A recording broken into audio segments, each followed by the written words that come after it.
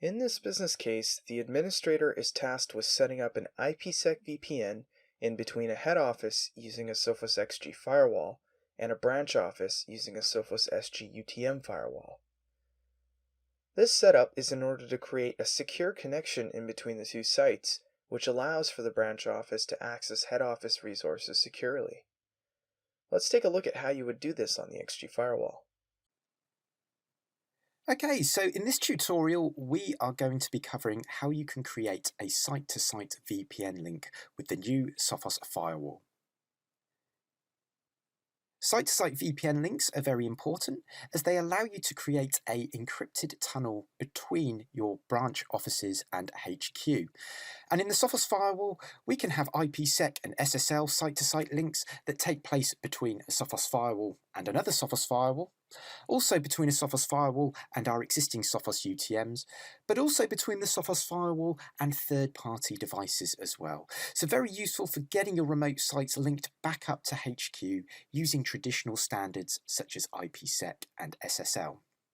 Now, I have a Sophos firewall in front of me here, so I'm going to log on just using some local credentials. And as a result of this, we will see the familiar dashboard of the Sophos firewall operating system.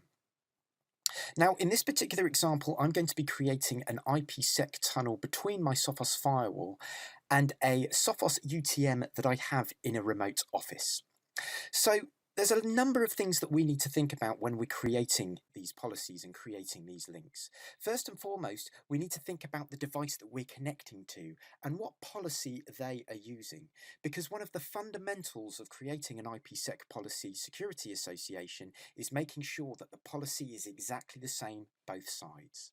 Now that's absolutely fine if you're using a Sophos firewall at the other end of the tunnel, because we can use the same settings and it's very easy to set up. But if it's a separate device, it can be a little bit tricky. So the first thing I'm going to do is have a look at my IPsec policies. So I'm just going to go down to the objects link here in the Sophos firewall and go to policies. And in the list, you will see we have IPsec. In the list here, we've got a number of different policies, and they're designed to allow you to get up and running as soon as you possibly can. So you can see we've got a branch office one and a head office one here. Now, the most important thing here is just making sure that it does match up with what you've got at the other end at your branch office. So I'm going to have a look at the default branch office. And in here, we can see all of the different settings that are used in the IPsec Internet Key Exchange, and of course, building that security association. So looking at this, we can see the encryption methods, the authentication method being used. We can see the Diffie-Hellman group, key lifes, etc. So we need to make a mental note of what settings these are: AES128, MD5, and those key lengths. Now, because I'm connecting to a Sophos UTM in a remote office, I can very quickly just go to my UTM and do the same process there. Have a look at the policy that's being used for IPsec. So I'm going to go to my IPsec policies, and again we can see a long list of different policies available. Now, picking on the first one in the list, I'm going to have a look at AES128, and when we have a look at these details, AES128 MD5 IKE Security Association Lifetime, when I match those against what I've got at the Sophos firewall end, they're exactly the same. So we know that we've got a policy each end that matches. So that bit's absolutely fine. Okay, so the next thing I need to do is actually create my policy.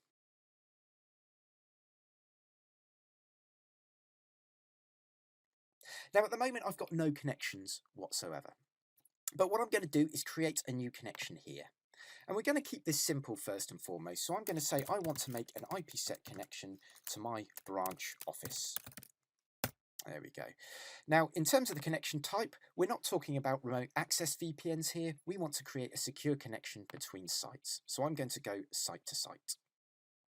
Now, I also need to make the decision as to whether this Sophos firewall is going to initiate the VPN connection or only respond to it.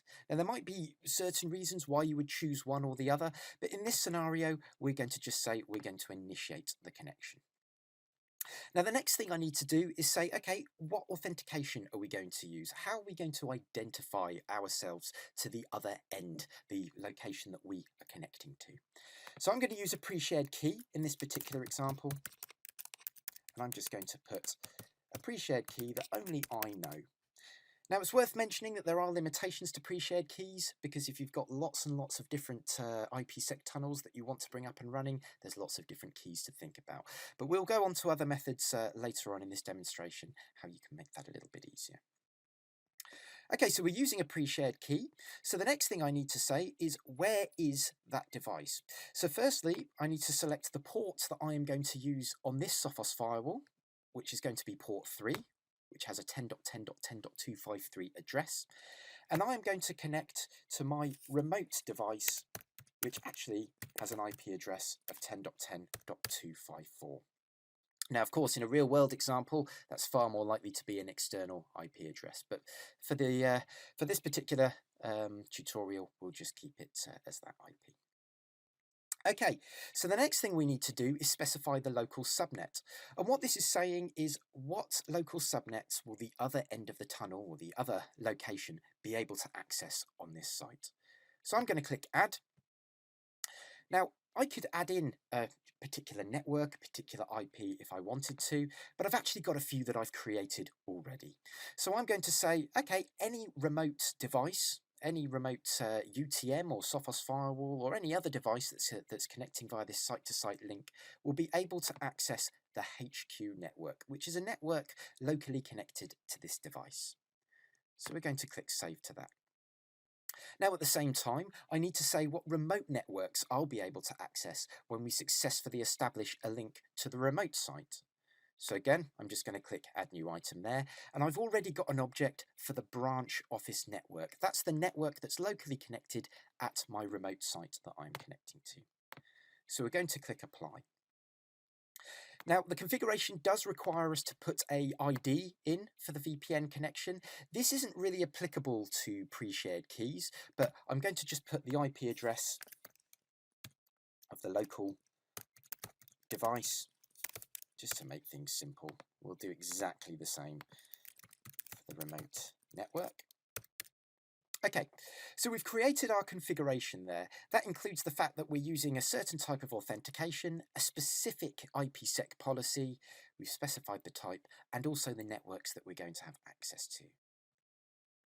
Okay, so there we go. So I now have my IPsec connection saved in the list there. But the problem is we need to configure the other side. Now, as I was saying, the other side of the connection, the other device that you're connecting to in your remote office, could be a Sophos firewall, could be a Sophos UTM, it could be a third-party device. As I was mentioning earlier, we have a Sophos UTM at our remote site, so I'm just going to quickly create my configuration there.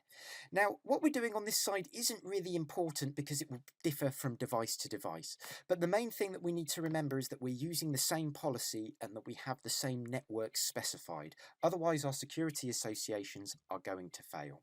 Okay, so we've got that done. I'm going to click Save to that.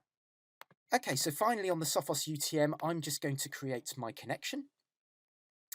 Now, as I was saying earlier, this process will differ from device to device. If you're not using Sophos at all at your remote site, it might be a completely different configuration. But I'm just going to create my connection here that's going to be called HQ. I'm going to specify the remote gateway policy that I've just created. I'm also going to specify the interface that these IPsec VPNs are going to take place on. So I'll specify that in the list. Now, another thing that I need to do is specify the policy, and as I was mentioning earlier, this is really important. The policy that you set, or that you specify here, needs to be identical to what we are using on the other side.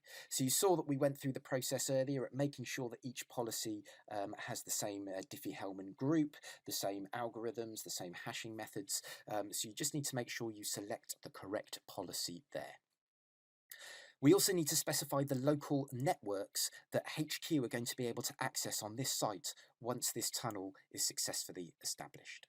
Okay, so I'm just going to click Save to that, and that is now enabled. So we've had a look at both sides. We've firstly configured our Sophos firewall. We've then configured our Sophos UTM. So all that should remain here is I need to activate the IPsec tunnel on the left-hand side. So I'm activating this policy. I then need to initiate the connection and click OK. Now you can see we've got two green lights there, which means that that IPsec connection should be successfully established. And if I just jump onto the UTM for confirmation of that, we can see that our security association is successfully established there between our Sophos firewall and our Sophos UTM.